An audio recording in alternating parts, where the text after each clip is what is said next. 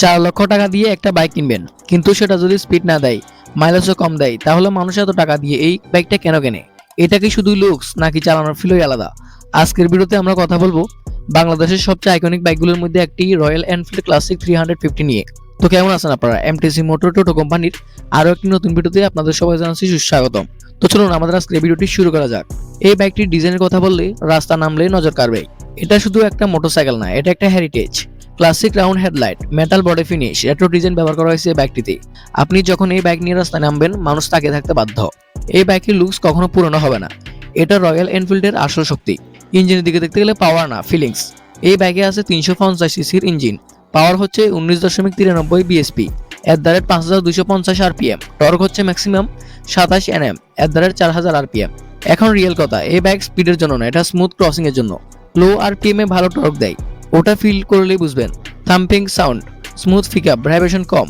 এটা চালানোর ফিল একদম আলাদা লেভেলের। মাইলেজের দিকে দেখতে গেলে সিটিতে প্রায় 35 কিলোমিটার পার লিটারে, হাইওয়েতে 40 কিলোমিটার পার লিটারে। 350 সিসির জন্য মাইলেজ খারাপ না, মাইলেজ মোটামুটি ভালোই আছে।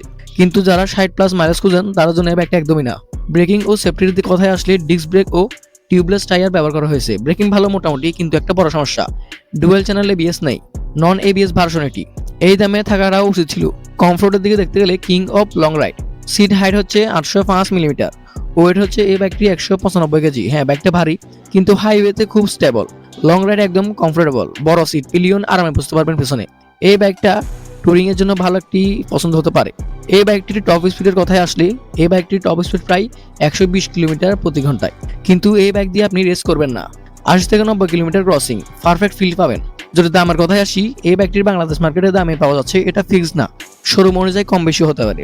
আমরা অনুমানিক ধরেছি 4,12,000 টাকা হতে পারে। এই দামে আপনি চাইলে 150 সিসির স্পোর্টস বাইক, 200 সিসির নেকেট বাইকও কিনতে পারেন, সবাই পেতে পারেন। কিন্তু যদি বলি আপনি ক্লাসিক 350 কিনবেন কেন, তাহলে প্রশ্নের উত্তর হবে কেন কিনবেন। Legendary design, powerful torque, comfortable long ride, unique road presence, premium feeling. যদি বলি কেন কিনবেন না, তাহলে উত্তর হবে ভারী, 195 কেজি, মাইলেজ কম, স্পিড লাভারদের জন্য না, এবিএস নাই কিছু ভার্সনে, দাম বেশি। যদি আপনি চান স্পিড রেসিং লাইট ব্যাক, তাহলে এই বাইকটি আপনার জন্য না। কিন্তু আপনি যদি চান royal feel, road presence, long ride comfortable, তাহলে রয়্যাল এনফিল্ড ক্লাসিক 350 বাইকটি আপনার জন্য বানানো।